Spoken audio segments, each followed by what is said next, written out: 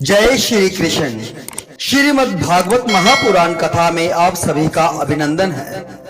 आज हम प्रथम स्कंद के 17वें अध्याय का श्रवण करेंगे, जिसमें महाराज परीक्षित द्वारा कलयुग का दमन कैसे किया गया इसका वर्णन दिया गया है। सूत जी कहते हैं, शौनक जी, वहां पहुंचकर राजा परीक्षित ने देखा कि राजवेशधारी शूद्र हाथ में डंडा लिए हुए और गाय बैल के एक जोड़े को इस तरह पीटता जा रहा है जैसे उनका कोई स्वामी ही ना हो। वह कमल तंतु के समान श्वेत रंग का बैल एक पैर से खड़ा कांप रहा था तथा शूद्र की ताड़ना से पीड़ित और भयभीत होकर मूत्र त्याग कर रहा था। धर्मोपयोगी दूध, घी आदि हविष्य पदार्थों को देने वाली वह गाय भी बार बार शूद्र के पैरों की ठोकरें खाकर अत्यंत दीन हो रही थी। एक तो वह स्वयं ही दुबली पतली थी, दूसरे उसका बछड़ा भी उसके पास नहीं था। उसे भूख लगी हुई थी और उसकी आंखों से आंसू बहते जा रहे थे। स्वर्ण जटित रथ पर चढ़े हुए राजा परीक्षित ने अपना धनुष चढ़ाकर मेघ के समान गंभीर वाणी से उसको ललकारा, अरे तू कौन है जो बलवान होकर भी मेरे राज्य के इन दुर्बल प्राणियों को बलपूर्वक मार रहा है? तूने नट की भांति वेश तो राजा का सा बना रखा है, परंतु कर्म से तू शूद्र जान पड़ता है। हमारे दादा अर्जुन के साथ भगवान श्री कृष्ण के परम धाम पधार जाने पर इस प्रकार निर्जन स्थान में निरपराधों पर प्रहार करने वाला तू अपराधी है, अतः वध के योग्य है। उन्होंने धर्म से पूछा, कमलनाल के समान आपका श्वेत वर्ण है, 3 पैर न होने पर भी आप एक ही पैर से चलते फिरते हैं, यह देखकर मुझे बड़ा कष्ट हो रहा है। बतलाइए, आप क्या बैल के रूप में कोई देवता हैं? अभी यह भूमंडल कुरुवंशी नरपतियों के बाहुबल से सुरक्षित है, इसमें आपके सिवा और किसी भी प्राणी की आंखों से शोक के आंसू बहते मैंने नहीं देखे। धेनुपुत्र, अब आप शोक न करें, इस शूद्र से निर्भय हो जाएं। गोमाता, मैं दुष्टों को दंड देने वाला हूँ, अब आप रोएं नहीं, आपका कल्याण हो। देवी, जिस राजा के राज्य में दुष्टों के उपद्रव से सारी प्रजा त्रस्त रहती है, उस मत वाले राजा की कीर्ति, आयु, ऐश्वर्य और परलोक नष्ट हो जाते हैं। राजाओं का परम धर्म यही है कि वे दुखियों का दुख दूर करें। यह महादुष्ट और प्राणियों को पीड़ित करने वाला है, अतः मैं अभी इसे मार डालूंगा। सुरभि नंदन, आप तो 4 पैर वाले जीव हैं, आपके 3 पैर किसने काट डाले? श्री कृष्ण के अनुयायी राजाओं के राज्य में भी कोई भी आपकी तरह दुखी न हो। वृषभ, आपका कल्याण हो। बताइए, आप जैसे निरपराध साधुओं का अंग भंग करके किस दुष्ट ने पांडवों की कीर्ति में कलंक लगाया है? जो किसी निरपराध प्राणी को सताता है, उसे चाहे वह कहीं भी रहे, मेरा भय अवश्य होगा। दुष्टों का दमन करने से साधुओं का कल्याण ही होता है। जो उद्दंड व्यक्ति निरपराध प्राणियों को दुख देता है, वह चाहे साक्षात देवता ही क्यों न हो, मैं उसकी बाजूबंद से विभूषित भुजा को काट डालूंगा। बिना आपत्ति काल के मर्यादा का उल्लंघन करने वालों को शास्त्रानुसार दंड देते हुए अपने धर्म में स्थित लोगों का पालन करना राजाओं का परम धर्म है। धर्म ने कहा, राजन, आप महाराज पांडु के वंशज हैं, आपका इस प्रकार दुखियों को आश्वासन देना आपके योग्य ही है, क्योंकि आपके पूर्वजों के श्रेष्ठ गुणों ने भगवान श्री कृष्ण को उनका सारथी और दूत आदि बना दिया था। राजन, शास्त्रों के विभिन्न वचनों से मोहित होने के कारण हम उस पुरुष को नहीं जानते जिससे कलेशों के कारण उत्पन्न होते हैं। जो लोग किसी भी प्रकार के द्वैत को स्वीकार नहीं करते, वे अपने आप को ही अपने दुख का कारण बतलाते हैं। कोई प्रारब्ध को कारण बतलाते हैं तो कोई कर्म को, कुछ लोग स्वभाव को तो कुछ लोग ईश्वर को दुख का कारण मानते हैं। किन्हीं का ऐसा भी निश्चय है कि दुख का कारण न तो तर्क के द्वारा जाना जा सकता है और न वाणी के द्वारा बतलाया जा सकता है। हे राजन, अब इनमें कौन सा मत ठीक है, यह आप अपनी बुद्धि से ही विचार लीजिए। सूत जी कहते हैं, ऋषि श्रेष्ठ शौनक जी, धर्म का यह प्रवचन सुनकर सम्राट परीक्षित बहुत प्रसन्न हुए। उनका खेद मिट गया। उन्होंने शांत चित्त होकर उनसे कहा। परीक्षित ने कहा, धर्म का तत्व जानने वाले वृषभ देव, आप धर्म का उपदेश कर रहे हैं। अवश्य ही आप वृषभ के रूप में स्वयं धर्म है।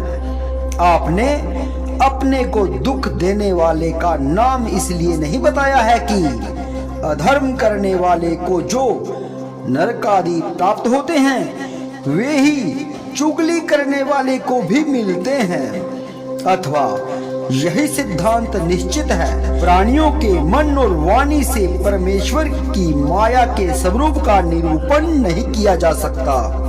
धर्मदेव, सत्य युग में आपके 4 चरण थे, तप, पवित्रता, दया और सत्य। इस समय अधर्म के अंश गर्व, आसक्ति और मद से 3 चरण नष्ट हो चुके हैं। अब आपका 4था चरण केवल सत्य ही बच रहा है। उसी के बल पर आप जी रहे हैं। असत्य से पुष्ट हुआ यह अधर्म रूप कलयुग उसे भी ग्रास कर लेना चाहता है। ये गौ माता साक्षात पृथ्वी है। भगवान ने इनका भारी बोझ उतार दिया था और ये उनके राशि राशि सौंदर्य बिखेरने वाले चरण चिन्हों से सर्वत्र उत्सवमयी हो गई थी। अब ये उनसे बिछुड़ गई है। वे साध्वी भागिनी के समान नेत्रों में जल भरकर यह चिंता कर रही है कि अब राजा का स्वांग बनाकर ब्राह्मण द्रोही शूद्र मुझे भोगेंगे। महारथी परीक्षित ने इस प्रकार धर्म और पृथ्वी को सांत्वना दी। फिर उन्होंने अधर्म के कारण रूप कलयुग को मारने के लिए तीक्ष्ण तलवार उठाई। कलयुग ताड़ गया कि ये तो अब मुझे मार ही डालना चाहते हैं। अतः झटपट उसने अपने राज चिन्ह उतार डाले और भय विह्वल होकर उनके चरणों में अपना सिर रख दिया। परीक्षित बड़े यशस्वी, दीनवत्सल और शरणागत रक्षक थे। उन्होंने जब कलयुग को अपने पैरों पर पड़े देखा तो कृपा करके उसको मारा नहीं, अपितु हंसते हुए उससे कहा। परीक्षित बोले, जब तू हाथ जोड़कर शरण आ गया तब अर्जुन के यशस्वी वंश में उत्पन्न हुए किसी भी वीर से तुझे कोई भय नहीं है, परंतु तू अधर्म का सहायक है, इसलिए तुझे मेरे राज्य में बिल्कुल नहीं रहना चाहिए। तेरे राजाओं के शरीर में रहने से ही लोभ, झूठ, चोरी, दुष्टता, स्वधर्म त्याग, दरिद्रता, कपट, कलह, दंभ और दूसरे पापों की बढ़ोतरी हो रही है। अतः अधर्म के साथी इस ब्रह्मावर्त में तू एक क्षण भी नहीं ठहरना, क्योंकि यह धर्म और सत्य का निवास स्थान है। इस क्षेत्र में यज्ञ विधि के जानने वाले महात्मा यज्ञों के द्वारा यज्ञ पुरुष भगवान की आराधना करते रहते हैं। इस देश में भगवान श्री हरि यज्ञों के रूप में निवास करते हैं। यज्ञों के द्वारा उनकी पूजा होती है और वे यज्ञ करने वालों का कल्याण करते हैं। वे सर्वात्मा भगवान वायु की भांति समस्त चराचर जीवों के भीतर और बाहर एक रस स्थित रहते हुए उनकी कामनाओं को पूर्ण करते रहते हैं। सूत जी कहते हैं, परीक्षित की यह आज्ञा सुनकर कलयुग सिर उठा। यमराज के समान मारने के लिए उद्यत हाथ में तलवार लिए हुए परीक्षित से वह बोला। कलयुग ने कहा, राजन, आपकी आज्ञा से जहां कहीं भी मैं रहने का विचार करता हूं, वहीं देखता हूं कि आप धनुष पर बाण चढ़ाए हुए खड़े हैं। धार्मिक शिरोमणे, आप मुझे वह स्थान बतलाइए जहां मैं आपकी आज्ञा का पालन करता हुआ स्थिर होकर रह सकूं। सूत जी कहते हैं, कलयुग की प्रार्थना स्वीकार करके राजा परीक्षित ने उसे 4 स्थान दिए। द्यूत, मद्यपान, स्त्री संग और हिंसा। इन स्थानों में क्रमशः असत्य, मद्य, आसक्ति और निर्दयता, ये 4 प्रकार के अधर्म निवास करते हैं। उसने और भी स्थान मांगे, तब समर्थ परीक्षित ने उसे रहने के लिए एक और स्थान सुवर्ण दिया। इस प्रकार कलयुग के 5 स्थान हो गए: झूठ, मद, काम, वेर और रजोगुण। परीक्षित के दिए हुए इन्हीं 5 स्थानों में अधर्म का मूल कारण कली उनकी आज्ञाओं का पालन करता हुआ निवास करने लगा। इसलिए आत्म कल्याणकामी पुरुषों को इन 5 स्थानों का सेवन कभी नहीं करना चाहिए। धार्मिक राजा, प्रजा वर्ग के लौकिक नेता और धर्मोपदेष्टा गुरुओं को तो बड़ी सावधानी से इनका त्याग करना चाहिए। राजा परीक्षित ने इसके बाद वृषभ रूप धर्म के 3 चरण तपस्या, शौच और दया जोड़ दिए और आश्वासन देकर पृथ्वी का संवर्धन किया। वे ही महाराजा परीक्षित इस समय अपने राज सिंहासन पर, जिसे उनके पितामह महाराज युधिष्ठिर ने वन में जाते समय उन्हें दिया था, विराजमान है।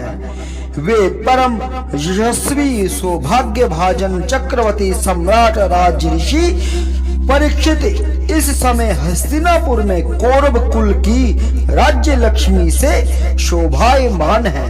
अभिमन्यु नंदन राजा परीक्षित वास्तव में ऐसे ही प्रभावशाली हैं जिनके शासनकाल में आप लोग इस दीर्घकालीन यज्ञ के लिए दीक्षित हुए।